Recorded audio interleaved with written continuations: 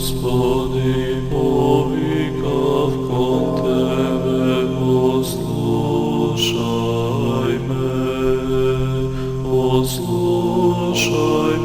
Господи. Господи, повикав кон Тебе, послушай ме, чуj го гласот на молењето мое. Кога повикувам кон Тебе, послушај ме, Господи. Нека се исправи молитвата моја, како земја пред Тебе, а воздигањето на рацете мои, како жртва вечерна, послушај ме, Господи.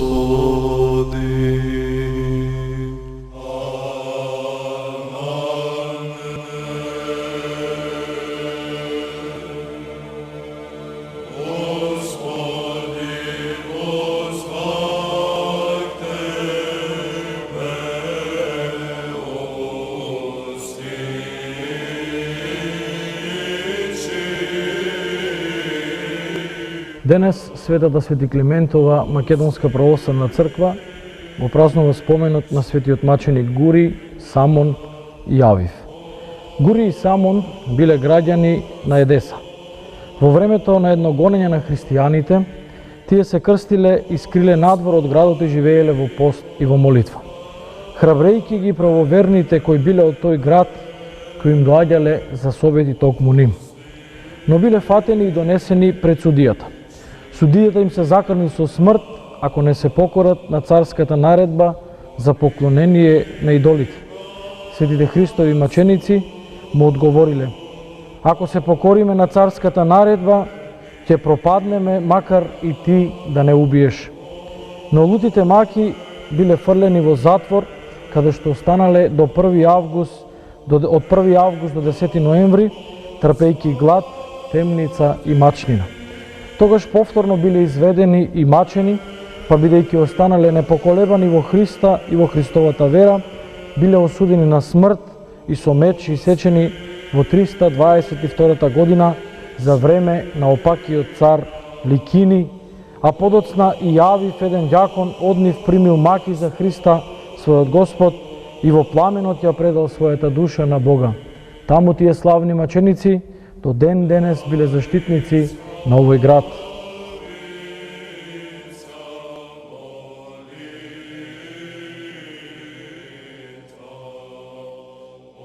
Во она време поучуваше Исус во една од синагогите во саботен ден. И ете една жена имаше слаб дух 18 години, беше згрчена и не можеше да се исправи. Штом ја виде Исус, ја повика и рече: жено, се ослободуваш од болеста своја.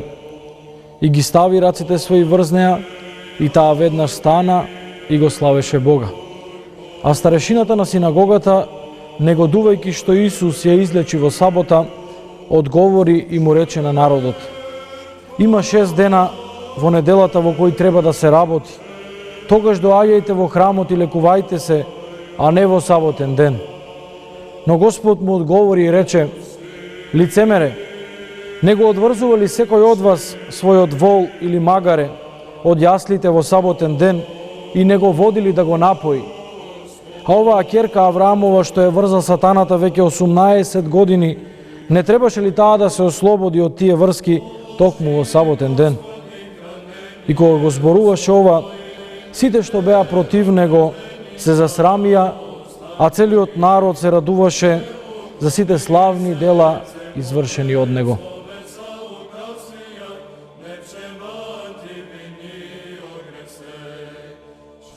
На празникот воведение во храм на Пресвета Богородица, во црквата почнува да се пее Христос се раѓа. Со таа песна верните веќе започнуваат да се подготвуваат за достојното пресретнување на празникот на Христовото раѓање. Ако и ние, како верни, го разбереме тоа најавување, тогаш секој треба да постапува според него.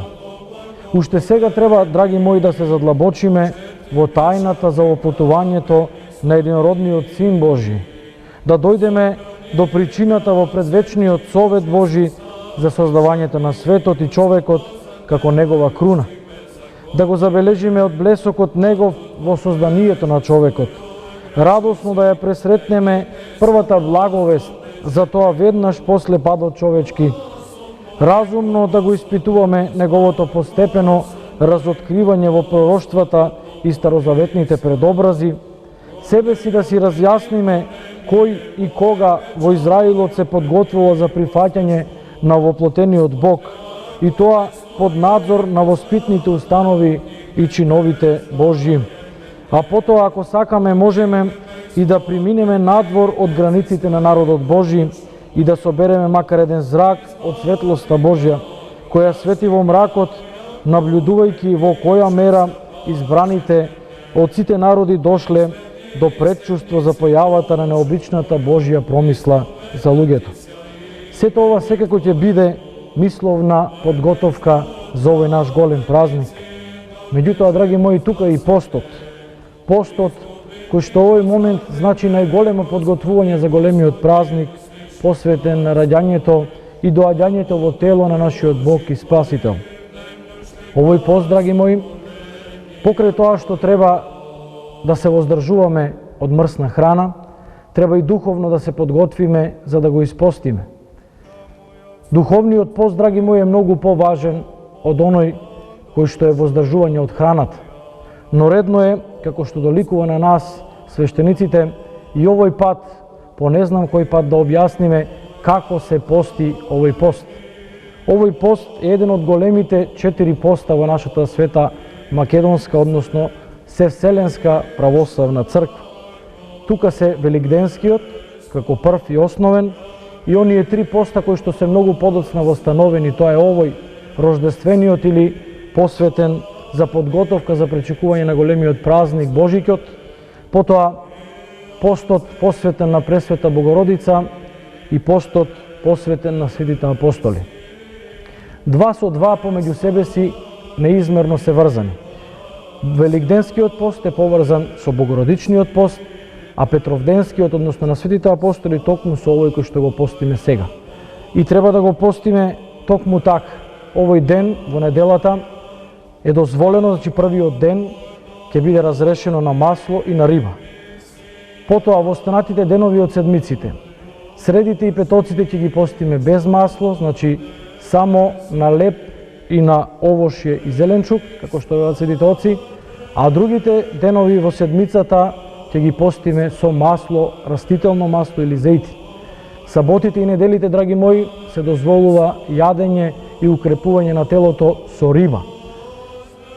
Риба е дозволена и на празниците кои што се од помесен карактер, значи во календарчето се обележани со крвче пред нив, или пак оние празници кои што се обележани со црвена боја во календарчето.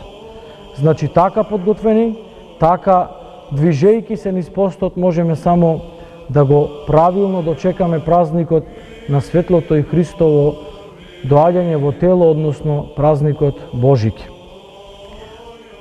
Да продолжиме, подгответе се на воздржание, исповедајте се и причестете се со светите тајни Христови. Тоа ќе представува и детална и животна подготовка за вас.